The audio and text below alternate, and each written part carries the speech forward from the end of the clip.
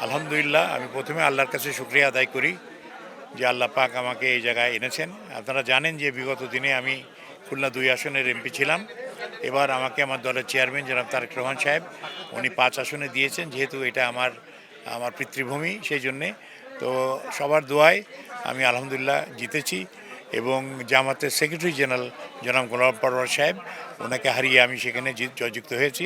তো এটা একটা বড় চ্যালেঞ্জ ছিল ডেফিনেটলি, কেন জামাত একটা বড় স্ট্রং পার্টি, আর সেক্রেটারি জেনারেল তো আপনারা জানেন সেই দলের হেভিওয়েটই হয়।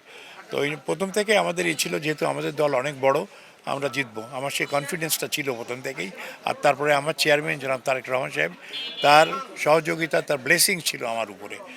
আমার জেতার দুটো কারণ, একটা হচ্ছে আমার দলের চেয়ারম্যান সাহেব উনি নিজে ডাইরেক্ট আমাকে সবসময় টেলিফোন করে জিজ্ঞেস করেছেন এবং খোঁজ খবর নিয়েছেন। এটা আমার খুব বড় প্রেরণা। সিলন টি রপ্তানিতে শীর্ষে, আমার সাকসেসের সবচেয়ে বড় কারণ এটা। আর তারপরে আমার দল আমাকে সাপোর্ট করেছেন, আমার এলাকাবাসী, বিশেষ করে আমার ডুমুরিয়া এবং ফুলতলাবাসী এবং আমার সনাতন ধর্মাবলম্বী ভাই বোনেরা, আমার সনাতন হিন্দু ভাই বোনেরা, তারা আমাকে 77% ভোট দিয়ে আমাকে জয়যুক্ত করেছেন। এটা তাদের আমি কৃতজ্ঞতা স্বীকার করি তাদের জন্যে। তাদের আমি আমার মানে অন্তরের অন্তঃস্থল থেকে তাদের ধন্যবাদ জানাই এবং ইনশাল্লাহ আমি যে প্রমিস করে এসেছি সেগুলো আমাদের কাজ করব। প্রথম কাজটা হচ্ছে জলবদ্ধতা, আমাদের বিল ডাকাতিয়া, আমার অবহিত এলাকা, এই এলাকায় অনেক উন্নয়ন দরকার। আমার হিন্দু ভাইদের জন্য তাদের সিকিউরিটি, তাদের নিরাপত্তা, সেটা আমি করার চেষ্টা করব 100 বার।